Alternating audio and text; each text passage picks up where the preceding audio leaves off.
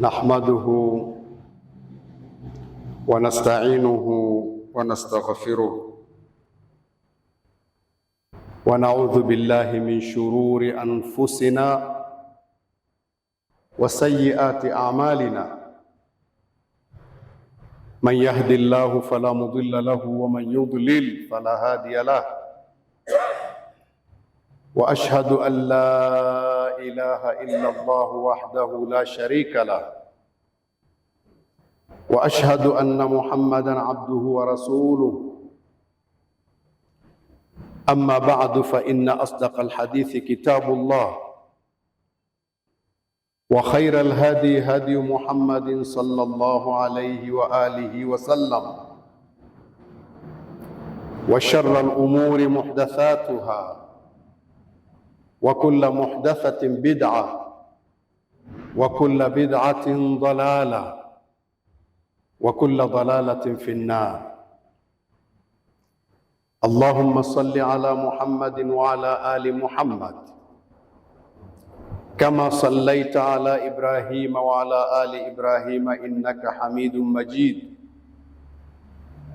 وبارك على محمد وعلى آل محمد كما باركت على إبراهيم وعلى آل إبراهيم إنك حميد مجيد. أوصيكم ونفسي بتقوى الله. Nakuhusieni ndugu zangu, naihusia na nafsi yangu kumcha Allah, na kumcha Allah ni kufuata maamrisho na kuacha yale aliyotukataza.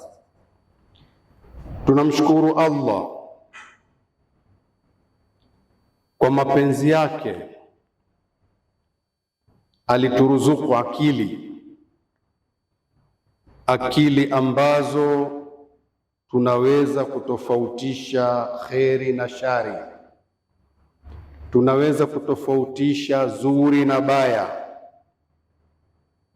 Akatufanya wanadamu ni viumbe bora sana kushinda viumbe wengine baada ya kukubali kwetu kubeba amana.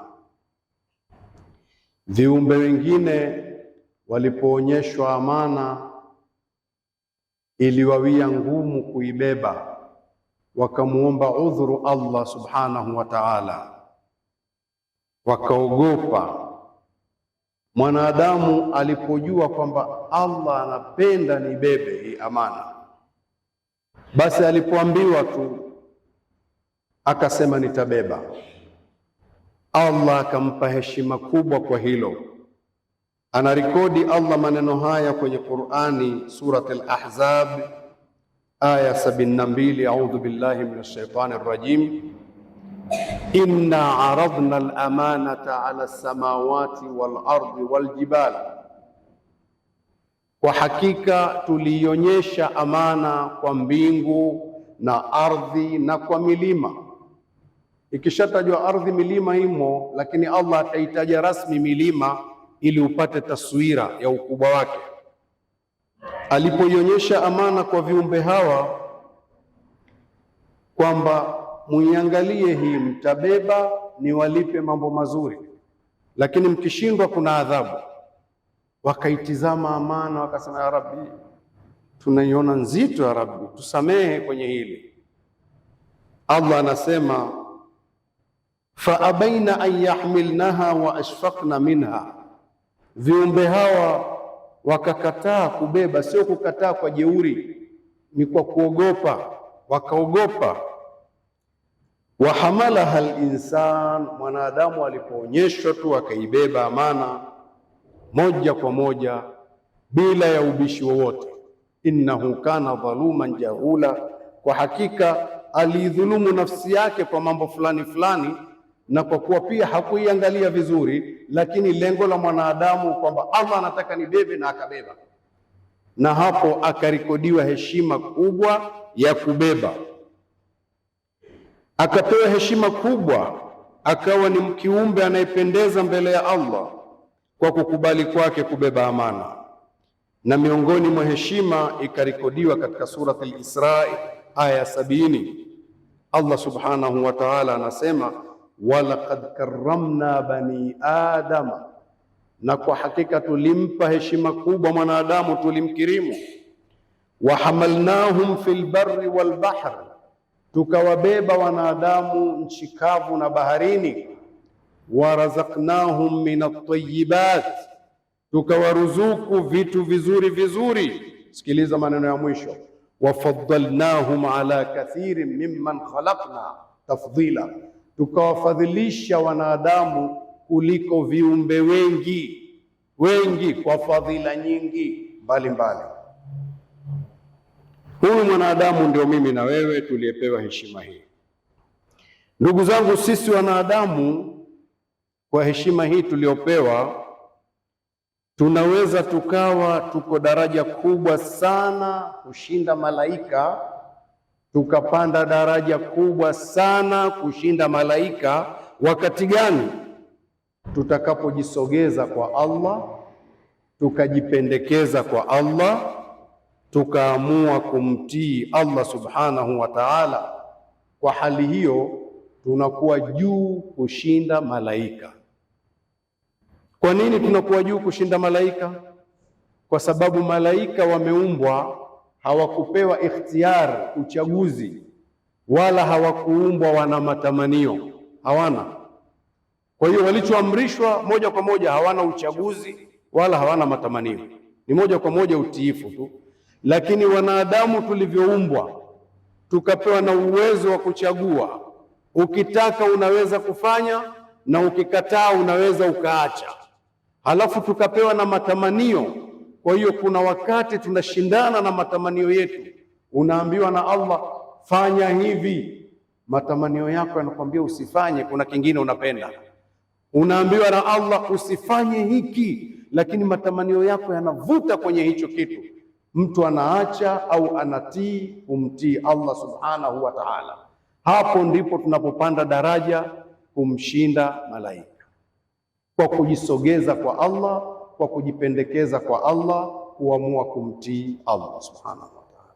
Lakini ikitokea tukaacha kujisogeza kwa Allah na kujipendekeza kwake, matamanio yetu yakatusukuma tunavyotaka na tukayaachia yatupeleke kule tunakotaka, hapa sasa, kwa kuwa Allah alitupa heshima kubwa na sisi tukaacha kujisogeza kwake, hapo ndipo mwanadamu anaposhuka akawa chini kumshinda mnyama.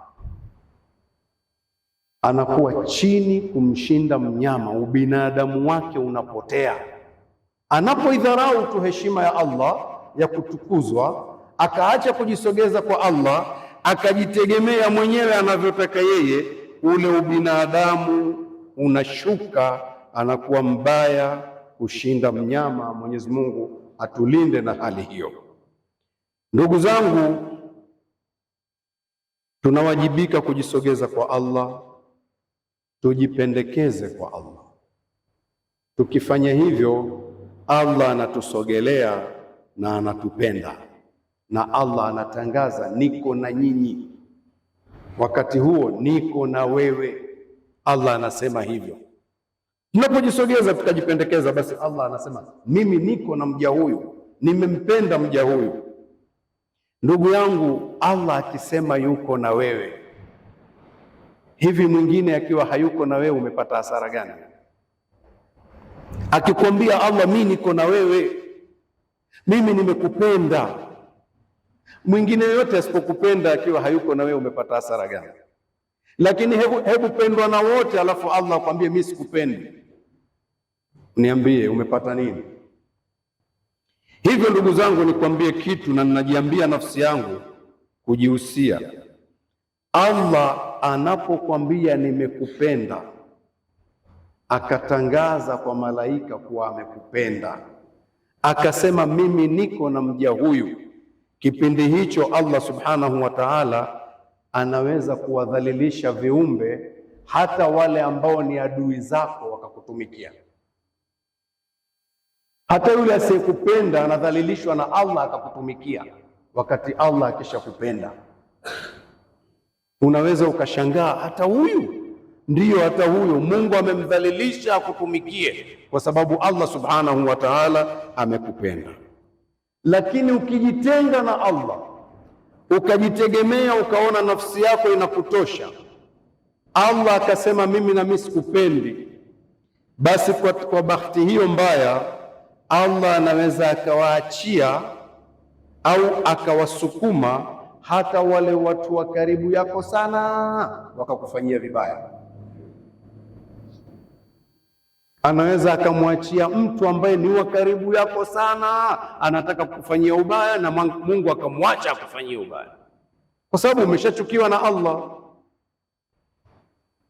Hivyo basi, hebu tuwe na tabia ya kufanya istighfari sana, kurudi kwa Allah sana, kumwambia ya Rabbi, nimetubu kwako, ya Rabbi, napenda kuwa na wewe, nisamehe. Kila wakati tuwe hivyo, ili Allah aseme nimekusamehe. Utaona maajabu yasiyoeleweka, usiyoweza kuyafikiria.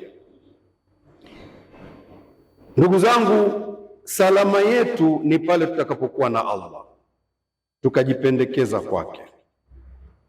Salama yetu ni pale tutakapofanya sulhu na Allah pindi tukihisi tumemkosea. Ukafanya sulhu na Allah, ya Rabbi nisamehe, nataka sulhu na wewe, ukihisi kuwa umemkosea. Salama yetu ni pale tunapomwelekea Allah, tukamtegemea yeye, tukamfanya wakili wa mambo yetu, hapo tutasalimika. Ndugu zangu, hebu niwazindue kitu. Hatujikumbushi maneno ya Mtume sallallahu alaihi wa alihi wasallam alipomwambia Muadhi, tena akamwanzia kwa kiapo, akamwambia ya Muadhi, anamuita kwa upole, ya Muadhi. Mtume ni mkubwa kwa daraja na umri, Muadhi kijana, anamwambia ya Muadhi, wallahi inni la uhibbuka ya Muadhi. Muadhi, wallahi naapa mimi nakupenda sana Muadhi.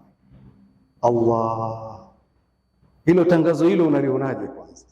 Wallahi inni la uhibbuka ya Muadhi.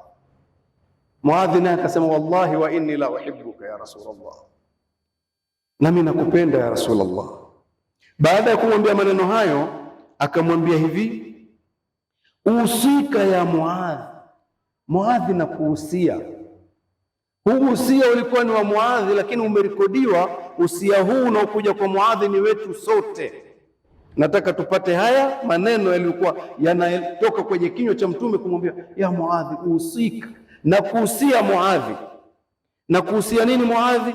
La tad'anna fi duburi kulli salatin taqul, usiache Muadhi hata mara moja, kila unapomaliza kuswali useme maneno haya, usiache, sema hivi. Huo usia wa Muadhi, manake kwetu pia tunatakiwa usiache kusema hivyo. Halafu sasa zingatia yale maneno, halafu uziangalie amri za Allah kwetu na maneno haya. Anamwambia sema hivi, Allahumma a'inni ala dhikrika, Allah, na kuomba unisaidie niweze kukutaja, niweze kukukumbuka, nikukumbuke, nikutaje kila wakati. Nisaidie wewe ya Rabbi kufanya hivyo. Mwambie Allah hivyo. Ndugu zangu, maneno haya Allahumma a'inni ala dhikrika wa shukrika, na unisaidie nikushukuru ya Rabbi, kila wakati nisaidie nikushukuru. Wa husni ibadatik, na niweze kukuabudu vizuri, nisaidie. Kwa nini maneno haya? Kuna hikma gani? Hikma yake sikiliza kwenye amri za Allah. Huoni utukufu wa maneno haya na usia huu? Kwani Allah ametuamrisha waumini sote, anatuambia hivi, bali anatupa mwongozo. Baada ya kutuamrisha anatuambia ya ayyuhalladhina amanu udhkuru llaha dhikran kathira, enyi mlioamini mkumbukeni Allah na mumtaje sana. Hiyo amri ya sana ndio muhimu hapo. Kumbukeni na mumtaje sana, maanake kumtaja kidogo hata wanafiki wanamtaja, lakini hii sana, hii Sasa Mtume anamwambia Muadhi, mwambie Allah akusaidie ili uweze kumkumbuka na kumtaja sana. Allah mwenyewe alikuamrisha hivyo, yeye akusaidie. Zingatia kipengele hicho. Ikaja kipengele cha pili, wa shukrik. Allah ametangaza katika Qur'ani, anasema hivi, wa idh ta'adhana rabbukum la in shakartum la azidannakum. Waeleze Mtume watu hawa pale alipotangaza Bwana wenu akasema, pindi mkishukuru nitakuongezeeni. Ndio Mungu alivyotuambia. Basi anaambiwa Muadhi, mwambie Allah, wewe mwenyewe mwambie Allah, nisaidie ya Rabbi nikushukuru. Umetuambia utatuongeza, nisaidie mimi niweze kushukuru. Kipengele cha tatu cha dua, wa husni ibadatika ya Rabbi. Allah si ndio ametuambia hivi kwamba, ametuambia vipi Allah alivyotuumba Allah, wama khalaqtul jinna wal insa illa liya'budun, sikuumba mimi majini na wanadamu ila waniabudu tu, hakuna kitu kingine. Sasa Muadhi, kwa kuwa umeumbwa wewe kwa kazi hiyo tu, mwambie Allah, ya Rabbi, na kuomba wewe unifanye mimi niweze kukuabudu vizuri, unisaidie kufanya hivyo. Kwa hiyo yale aliyotuamrisha Allah yote, Muadhi anafundishwa mrudishie Allah akusaidie kuweza kufanya. Hatuhisi kitu hapa kwenye dua hii fupi ambayo Mtume amemwambia wallahi nakupenda, alafu akamwambia nakuhusia. Na mimi naihusia nafsi yangu na pamoja na kuwahusieni kwa usia huu wa Mtume. Usiache kuishika dua hii na ukaacha kuisema kila unapomaliza kuswali, bali hata kila unapokumbuka. Ina maneno makubwa sana. Hayo mambo matatu ndio Mungu anayoyataka kwetu, alafu mwambie Allah mwenyewe nisaidie kuyafanya. Hivi ndivyo kujisogeza kwa Allah. Na ukijisogeza kwa Allah, Allah anakupenda ndugu zangu. Hivyo ndio njia za kufaulu hizo. Tunawajibika tujisogeze sana kwa Allah, tujipendekeze sana kwa Allah ili Allah aturidhie. Hebu sikiliza maneno aliyosema baba yetu Adam alayhi salam pindi alipohisi tu ana mapungufu kwa Allah. Aliambiwa tubu, hajui cha kutubu aseme nini. Allah mwenyewe akamfundisha cha kusema. Hicho alichokisema baba yetu ndio hicho na sisi tunatakiwa tukihisi mapungufu tuwe tunasema rabbana dhalamna anfusana wa in lam taghfir lana wa tarhamna lanakunanna min alkhasirin. Bwana wetu, tumedhulumu nafsi zetu, usipotusamehe na kutuhurumia ukatupa rehema zako, sisi tumepata hasara. Kwa hiyo na sisi tuhisi kila wakati kwamba tunahitaji rehema za Allah, tunahitaji msamaha wa Allah. Ndugu zangu, hebu tuyashike vizuri haya ili yatusaidie duniani na kesho akhera. Barakallahu lana wa lakum bil Qur'anil azim wa nafa'na bi sunnati nabiyyihil karim. Ud'u rabbakum wa antum muqinuna bil ijaba wastaghfiruhu innahu huwal ghafurur rahim. Astaghfirullah. Alhamdulillah wassalatu wassalamu ala rasulillah nabiyyina Muhammad sallallahu alayhi wa alihi wa sahbihi wa man tabi'ahum bi ihsanin ila yawmiddin. Usikum wa nafsi bitaqwa Allah. Na kuhusieni ndugu zangu na yusia na nafsi yangu kumcha Allah, na kumcha Allah ni kufuata amri na kuacha yale aliyotukataza. Ndugu zangu, tujisogeze sana kwa Allah, tujipendekeze kwa Allah. Tukifanya hivyo Allah ataturidhia, na Allah anapoturidhia mwenyewe hutuzindua kwamba hapa wewe umekosea, hapa hujafanya vizuri. Akituzindua namna hiyo, manake tutakimbilia toba. Lakini tusipojipendekeza, tutakuwa hatuzinduki kuwa tunakosea na tuna mapungufu. Tunaweza tukajiona kama vile tuko poa tu. Unajisikia raha, una afya, unajisikia raha, dunia inakwenda vizuri, unajisikia raha, ukitaka kitu unaweza kukinunua, unacho. Hivyo tutajihisi namna hiyo, na tukijihisi namna hiyo tutajiona, na tukijiona basi tujue tumepata hasara. Kila wakati tutakuwa tunajiona kwamba tuna uwezo, na hapo tumepata hasara. Lakini tukijisogeza kwa Allah, akituridhia, hatutojiona, tutajihisi mapungufu katika matendo yetu, bali kila wakati tutakuwa tunatafuta namna gani Allah atupokee.